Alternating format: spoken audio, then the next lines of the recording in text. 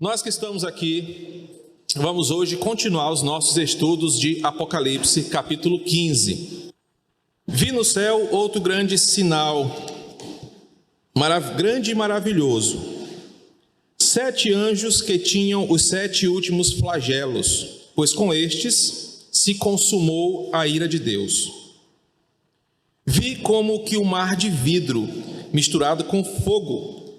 Também os que venceram a besta, a sua imagem e o número do seu nome.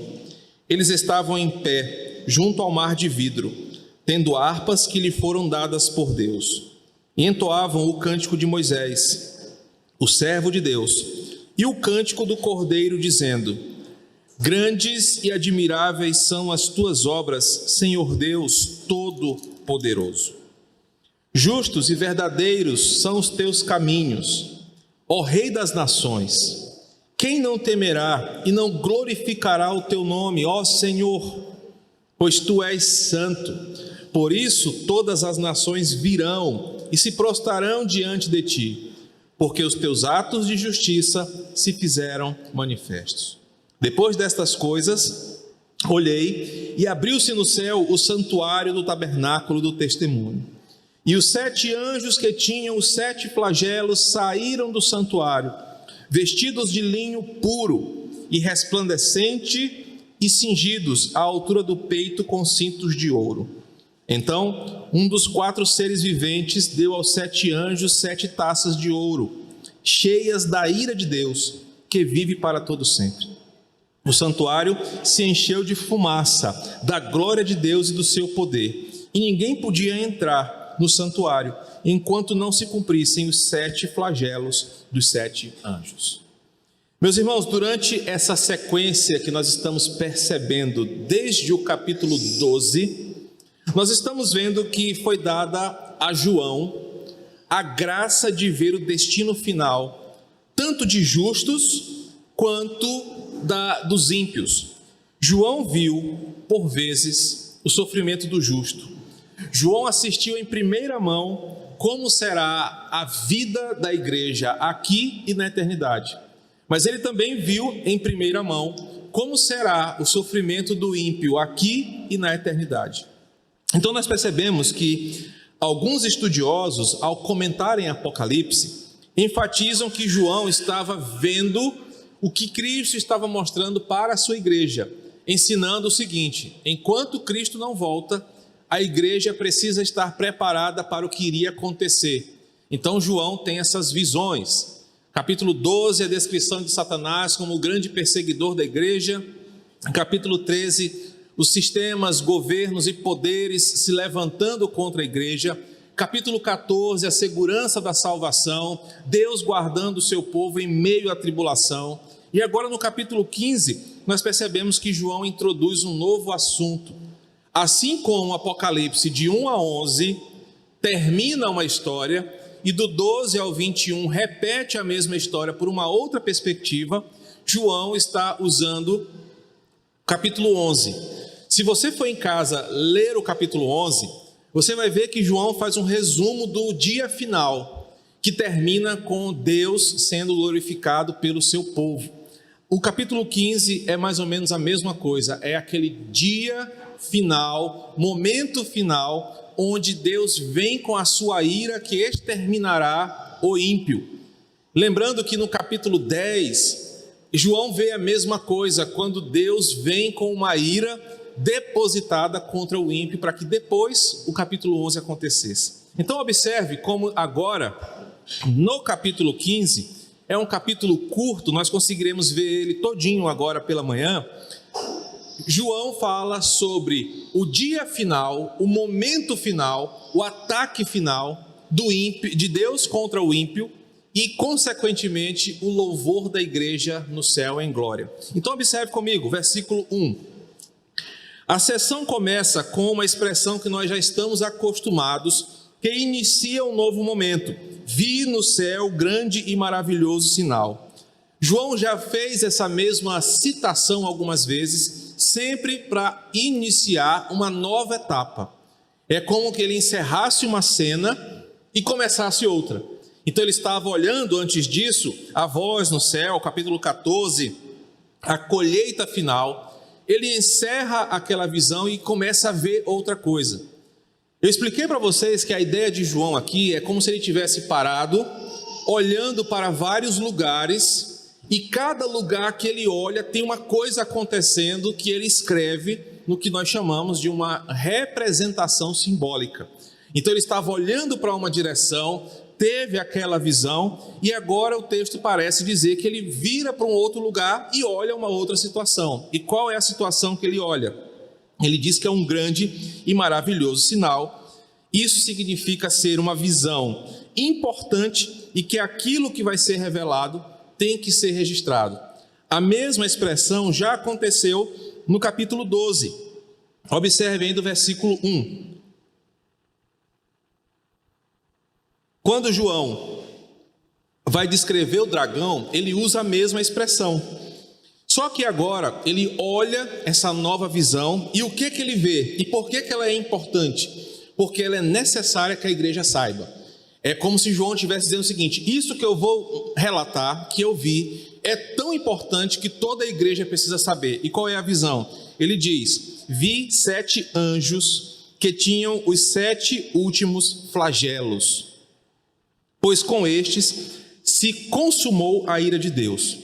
Já sabemos que o número 7 aqui significa completude, uma coisa que vai abranger toda a situação. Então João não vê 7 anjos, mas ele vê um número de anjos que estariam determinados a cumprir uma missão final. E a expressão final aqui é consumar a ira de Deus. E o que isso significa? Esses anjos têm uma missão de fazer a tarefa final determinada por Deus: depositar a sua ira sobre esse mundo.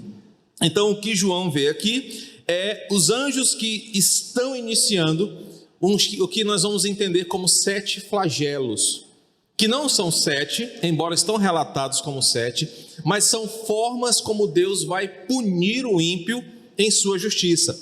Já vimos isso quando observamos os 7 selos. Lembra que a mesma história está sendo contada numa outra perspectiva.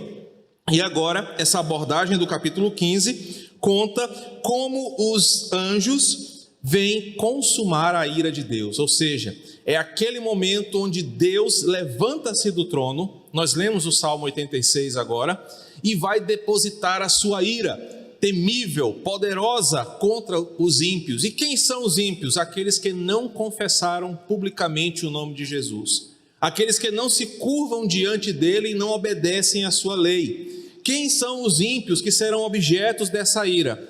No português popular, são os que não são crentes professos, confessos e que amam ao Senhor.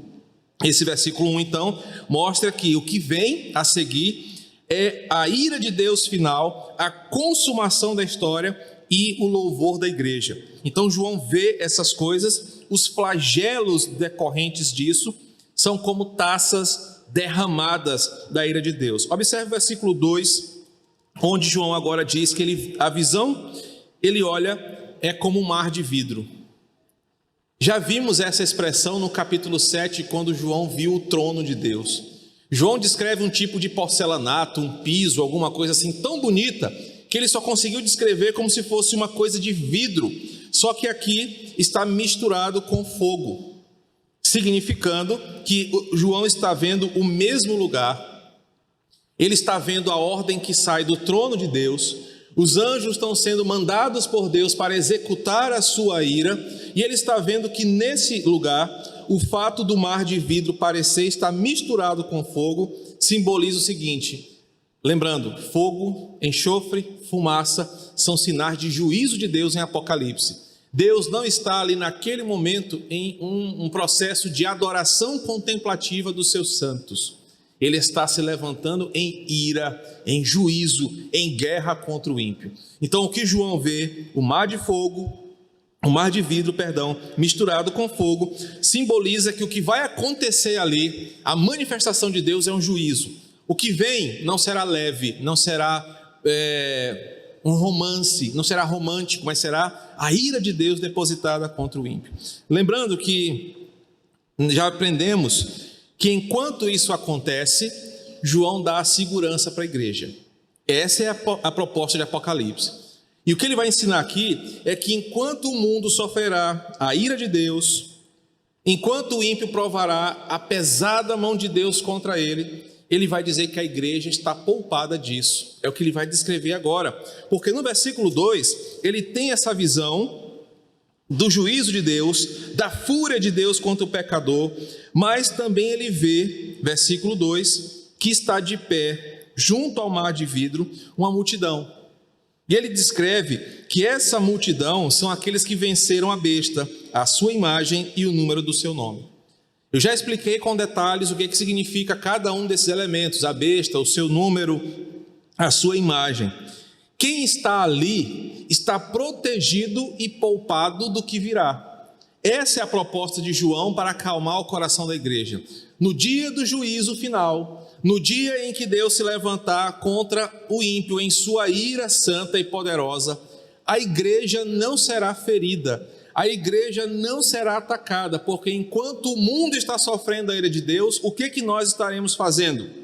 Nós, que o texto chama de vencedores, nós estaremos em pé, versículo 2, com harpas nas mãos que nos foram dadas. Nós estaremos diante do trono de Deus, em pé, não mais prostrados, perseguidos, humilhados, mas agora nós estaremos diante do nosso Criador, com novas vestes, com glória que foi dada por Deus para o seu povo, estaremos diante dele pelos méritos de Cristo, santificados, purificados, não tendo mais barreiras entre nós e o nosso Deus, nós estaremos vendo Deus com os nossos próprios olhos, nós estaremos diante dele com harpas nas mãos. O que isso significa?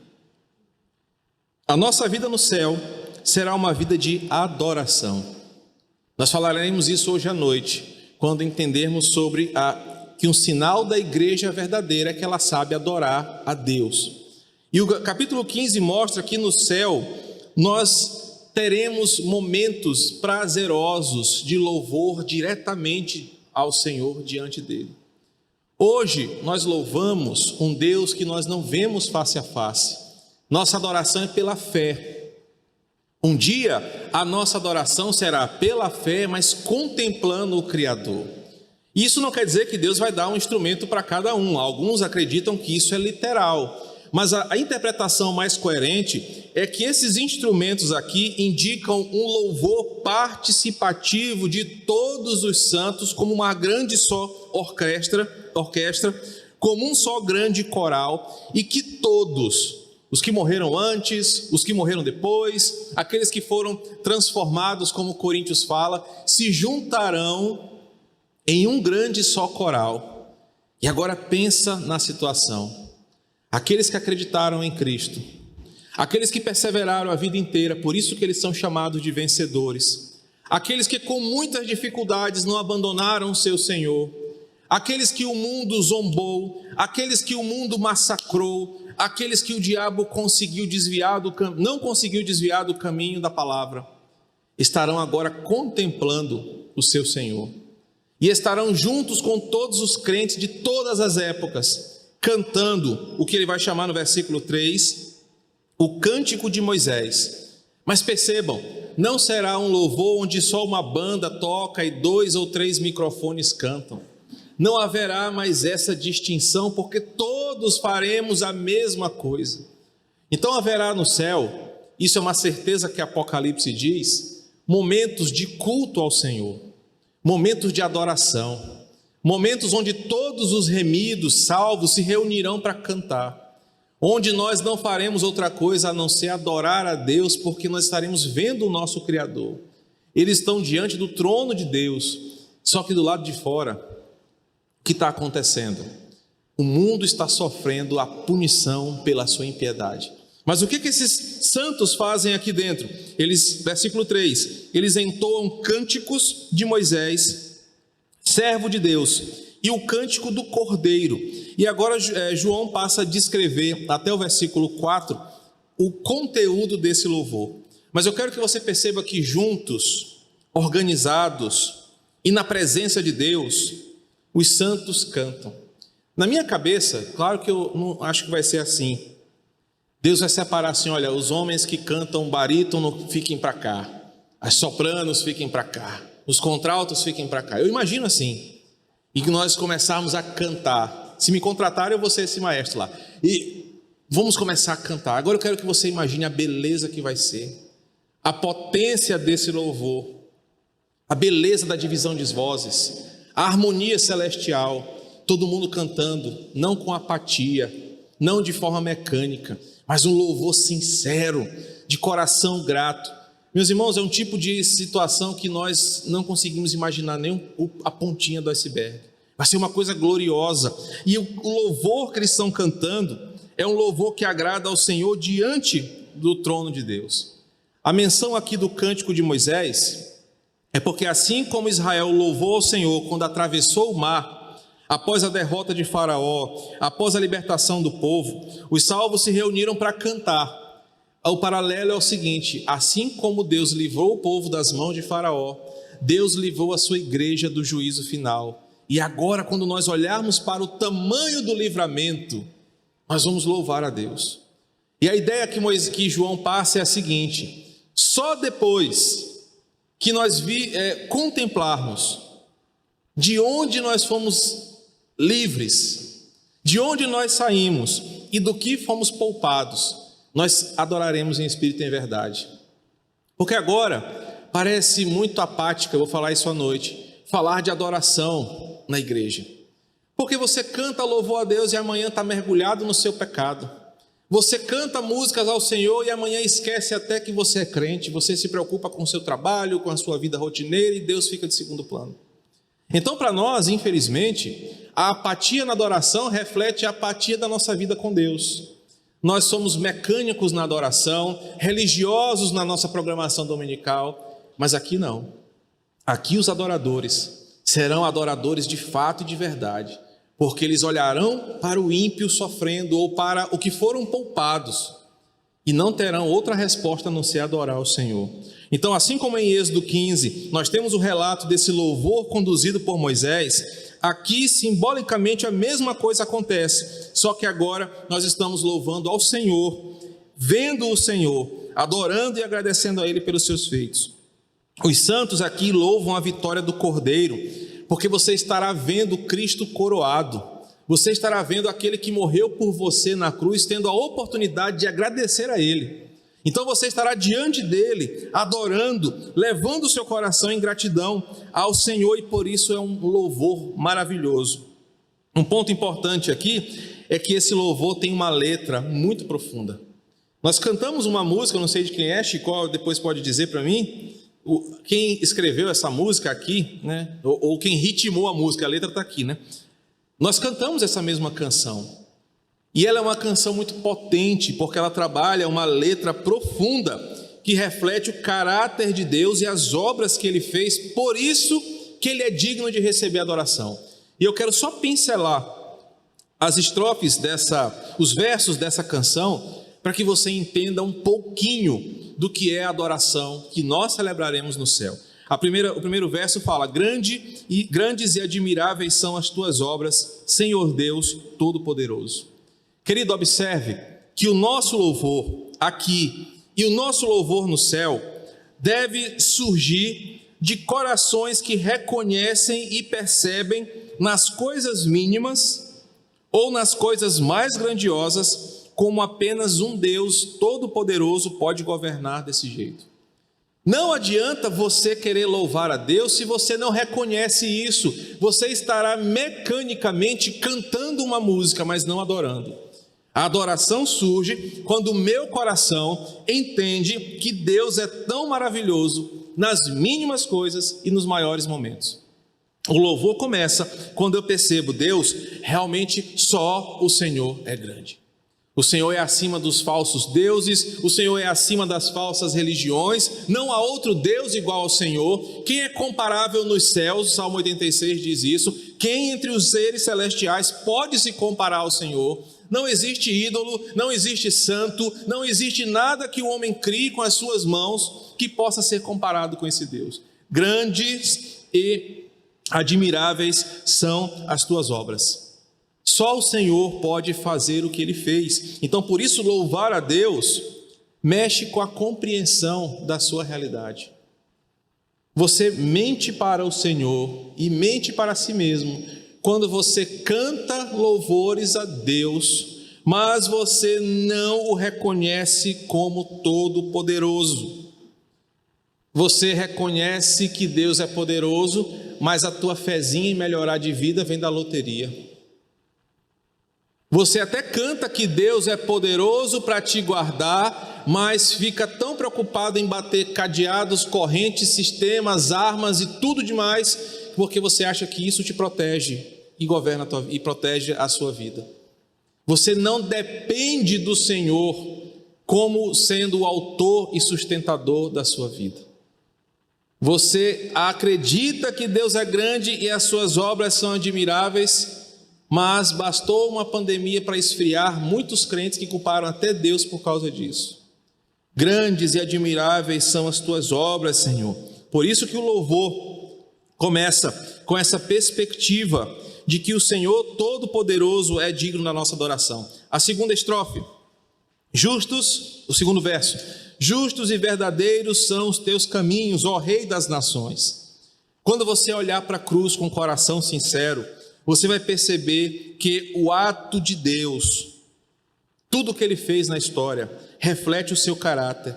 Quando você lembrar da história da cruz, você vai perceber que a redenção aponta para a justiça de Deus e para alcançar você e eu, míseros pecadores ingratos que sequer louvam a Deus com o coração. E essa talvez seja a maior loucura da cruz, que se transforma em glória, porque Cristo morre por mim. Eu, que de própria vontade seria seu maior inimigo por não fazer o que Ele quer, ainda assim Ele morre por mim. Por isso que quando eu olho para a cruz, eu digo: justos, verdadeiros são os teus caminhos, porque o Senhor é tão poderoso, que é recheado de misericórdia, compaixão, e por isso não tem outra coisa para fazer, não tem outro caminho a seguir. E me permita um detalhe, querido: se você acha que você não tem motivos para seguir a Jesus, você é um tolo. Porque tem crentes, tem pessoas que acham que só devem seguir a Deus se as coisas estiverem bem, se estiver ganhando bênção. E existe hoje um monte de igreja com pessoas interesseiras de Deus, pessoas que só querem de Deus se Ele puder dar a eles alguma coisa. São tolos, imbecis, ignorantes na fé. Porque a maior coisa já foi dada a você, sem você pedir, sem você merecer, mas por uma atitude de graça, compaixão. Deus deu o próprio Filho dele, preso numa cruz, para que você pudesse encontrar o caminho do céu. Isso é a reflexão que essa segunda estrofe nos traz, quando nós lembramos: por que eu vou à igreja? Por que eu devo me manter fiel? Por que eu devo me manter puro? Por que eu devo me manter santo? Pode estar dando tudo errado na tua vida, pode estar indo tudo por água abaixo, pode nada estar sendo como você havia planejado, mas você tem sempre um motivo, você sempre terá um motivo para seguir ao Senhor, porque Jesus morreu em seu lugar e nada é maior do que isso. E às vezes, queridos, nós precisamos ser lembrados dessa verdade, porque eu canso de ouvir crentes, às vezes dessa igreja: ah, pastor, eu estou meio desanimado de ir para a igreja, porque está dando tudo errado aqui em casa. Meu irmão, que bobagem é sua. Você não vai para a igreja não é porque as coisas estão bem, não. E você não deixa de ir porque estão bem ou porque estão mal. Você deveria ser o primeiro crente a chegar nas reuniões solenes. Você deveria ser o crente mais interessado em cultuar ao Senhor, porque Jesus morreu por você, isso basta. Mas nós tendemos a medir a nossa fé, a usar como termômetro da nossa vida espiritual as coisas ao nosso redor. Por isso que Provérbios ensina, se não me falha a memória, Provérbios 30. Senhor, eu não te peço nem o muito nem o pouco, eu só peço aquilo necessário para eu não envergonhar o teu nome. Porque às vezes você usa desculpas: ah, pastor, eu não estou legal. Tem gente que dá desculpa para tudo para ir para a igreja. Não, hoje tem corrida, sabe como é que é? Eu sou fã aí de Fórmula 1. Não, hoje tem jogo, não sei o quê. E nisso vai se enrolando, vai se enganando e vai botando cada vez mais um pezinho no inferno. Irmão, eu não quero que depois, se você estiver no inferno, olhar para mim lá, tomando meu suco de manga no céu e dizer: poxa, por que eu não vi o pastor Mário?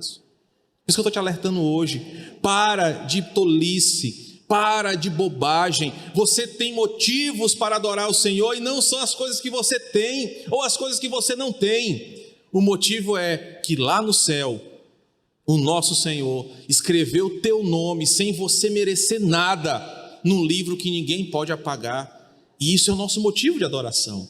Justos e verdadeiros são os teus caminhos, ó Rei das nações. O terceiro verso: quem não temerá e não glorificará o teu nome, ó Senhor?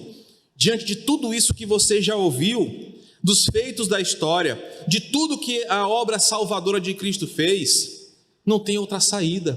Deus é incomparável, Cristo é incomparável, é impossível que alguém não tema a esse Deus de forma lúcida. É por isso que o ateísmo é a insensatez da coerência.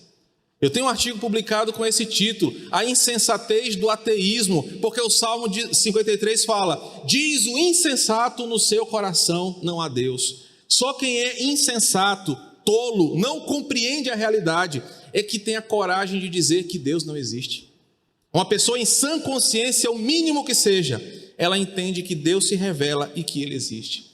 O louvor diz, diante de tudo que a gente vê, uma flor que nasce lá no seu jardim, o milagre de uma cura, ou quando Deus chama um dos seus filhos para si, o milagre da vida eterna, a sustentação de Deus no ar, na vida, na água, na atmosfera. Quem não temerá esse grande Deus? Essa é a conclusão do louvor. E aí ele continua: pois só tu és santo. Projeta para mim, Anderson, o Salmo 86, versículo 9, porque Deus é chamado aqui de Rei das Nações e Senhor, porque Ele será glorificado no final por tudo e por todos. Eu já expliquei isso aqui e vou repetir. No final, o mais ativista dos ateus, o mais endemoniado dos satanistas, o mais idólatra adorador de imagens do mundo, vai se curvar diante de Jesus. Mas ele não vai se curvar com alegria, ele vai se curvar com ódio no coração. Sabe por quê? Ele vai ter que confessar que não era aquela imagem, que não era a sua teoria, mas que Ele existe, Ele é Senhor sobre todos. Filipenses fala: todo joelho se dobrará, toda língua confessará. Irmão, oxalá você faça isso para a sua salvação, para a sua eternidade com Deus, porque eu sei que apesar de mim mesmo, eu vou me curvar diante de Jesus um dia, dizer que Ele é santo, que Ele é o meu Redentor, e eu sei que Ele vai me receber e dizer: vinde bendito de meu Pai. Não é porque eu mereço, mas é porque eu acredito, porque eu sigo os seus mandamentos. Mas alguns vão fazer isso com ódio. Jesus vai olhar para eles e eles vão se curvar, com os dentes serrilhados, com ódio no coração, as portas do inferno abertas para eles. Eles vão reconhecer: Jesus é Senhor, e por causa da minha incredulidade eu vou para o inferno. Olha que loucura! Por isso que o texto diz: Ele é Rei das nações, Ele é Senhor, e quem não temerá o seu nome? O verso seguinte: pois só tu és santo. Novamente a ênfase é dada ao caráter de Deus. Nós louvamos ao Senhor, porque só Ele é santo. Embora você pareça que pessoas merecem louvores, nenhuma das criaturas consegue ter o caráter de Deus, infinitamente santo, por isso só Ele é digno de louvor.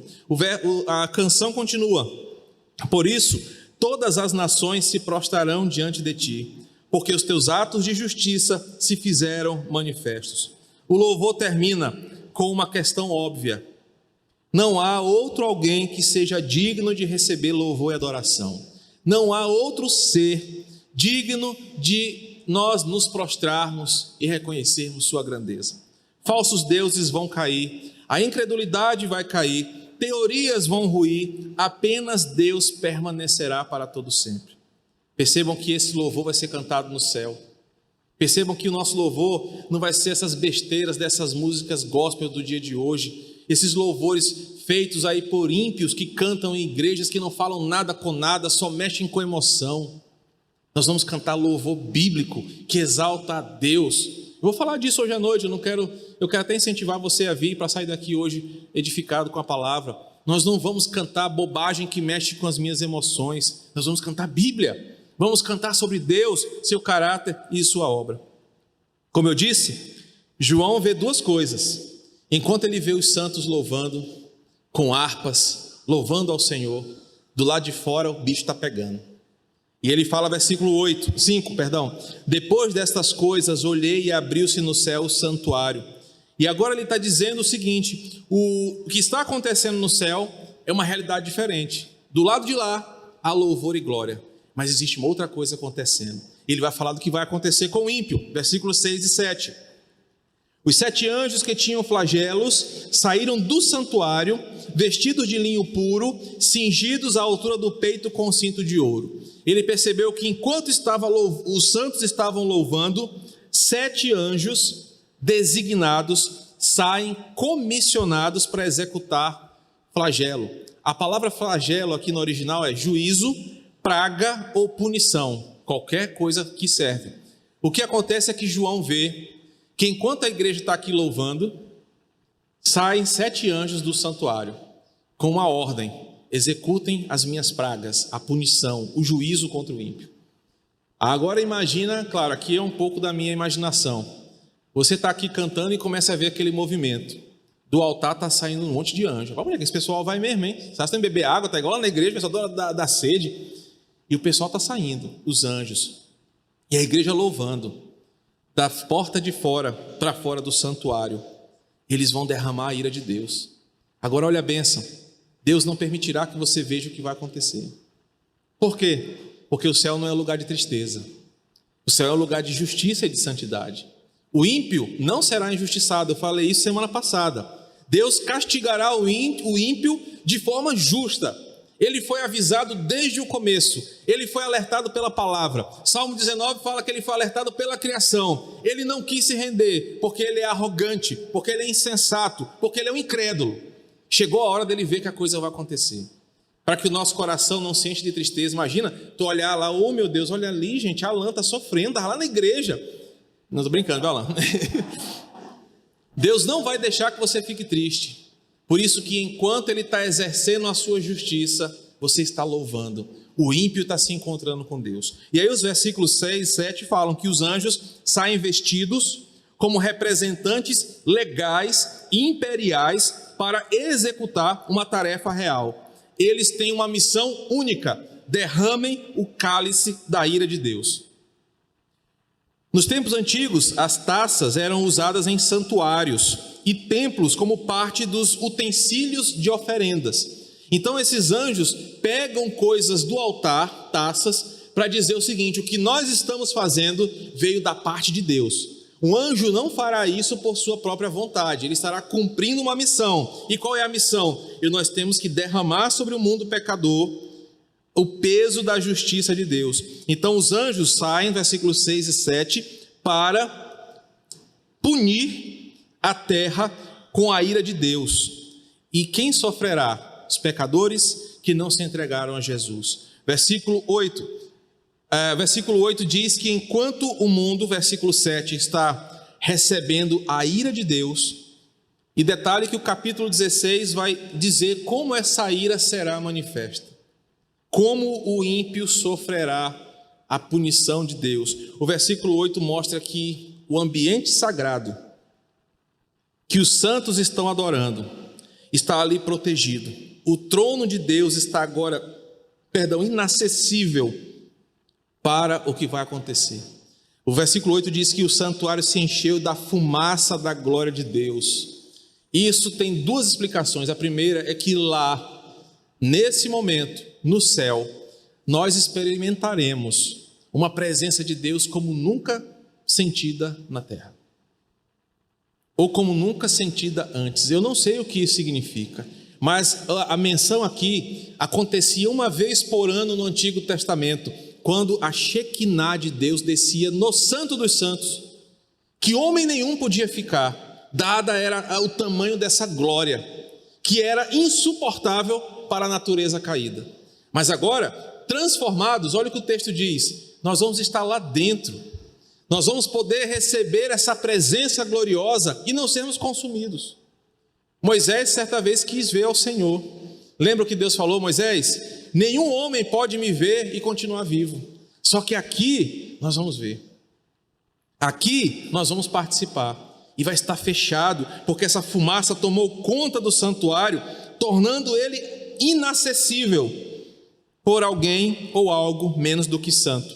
Êxodo 40, versículo 34, acho que esse é o texto, Anderson, eu queria que projetasse aí. Comentaristas concordam que essa visão mostra que Deus protegerá os seus filhos em glória, enquanto a sua fúria intensa será derramada sobre o ímpio. O tempo do julgamento chegou, versículo 8. O flagelo de Deus está sendo executado no mundo. O ímpio está sofrendo a punição. Aqui acabou a gracinha. Aqui acabou aquela juventude que está preocupada com a balada do fim de semana. Aqui acabou aquele sorrisinho irônico contra os crentes. Aqui acabou a zombaria contra a fé. Aqui acabou os prazeres mundanos que os jovens, os idosos, as crianças usam para negarem a existência de Deus. Aqui não haverá mais desculpas, apenas a justiça de Deus sendo executada. Aqueles que foram alcançados por Cristo estão mergulhados nessa glória. Os ímpios sucumbirão em sofrimento. O juízo final chegou. João está vendo o ato final, a beleza do fim. E que aplicações nós podemos trazer para nós, concluindo esse estudo? Em primeiro lugar, o capítulo 15 reafirma que Deus possui uma ira santa e justa, e que um dia Deus vai usar essa ira em favor da sua santidade. Você que acredita que Deus só é amor, que Deus é um brotherzão, é um vovozão, que não se zanga com ninguém, o texto mostra que Deus tem uma ira santa e justa, e que se você não se arrepender, não confessar o Senhor, não andar nos seus caminhos, você sentirá o peso dessa ira. E nós lemos no Salmo 86, terrível coisa é sentir essa ira de Deus. Uma outra coisa é que o texto é mais uma confirmação do nosso destino final. Mais uma vez, Apocalipse diz: por mais que esse mundo te faça sofrer aqui, o seu destino final é em louvor ao Senhor. Isso não vai mudar.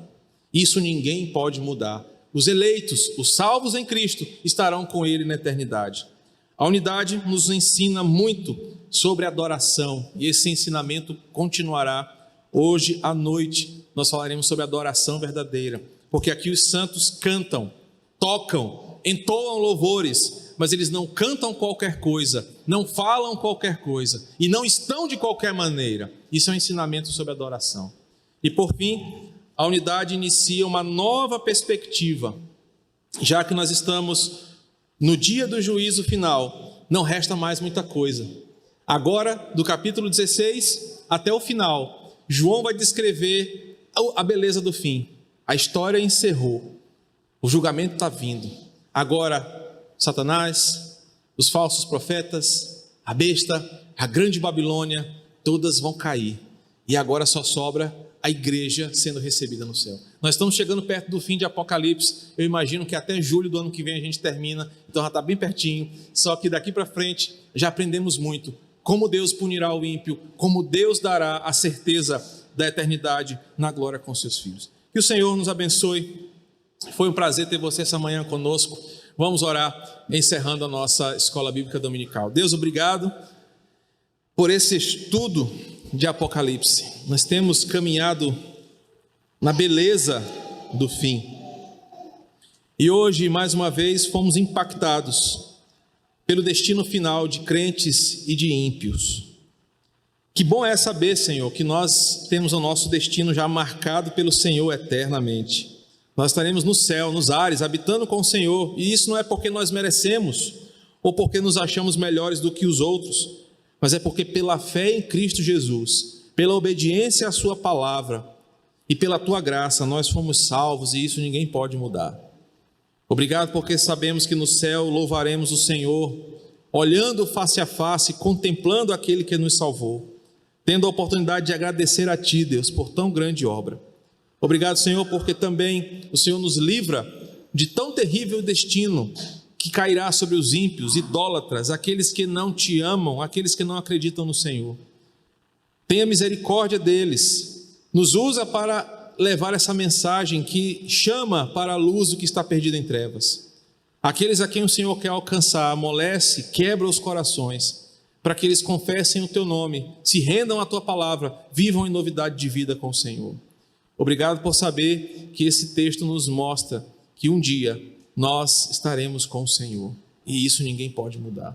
Obrigado por essa manhã abençoada, por tudo que fizemos aqui, pela instrução da palavra, pelo café, pela comunhão, pelas orações. Lembramos de orar sempre por aqueles irmãos que estão enfrentando batalhas, lembramos de orar por aqueles irmãos que estão fracos na fé, por situações delicadas que estão enfrentando nos seus lares. Ó Pai, só o Senhor para nos ajudar, por isso confiamos em Ti. Nos traz a noite para continuarmos em adoração e aprendizado. Nos traz a noite para comunhão, para oração e para louvor. É assim que nós pedimos e entregamos a Ti a nossa vida em nome de Jesus. Amém.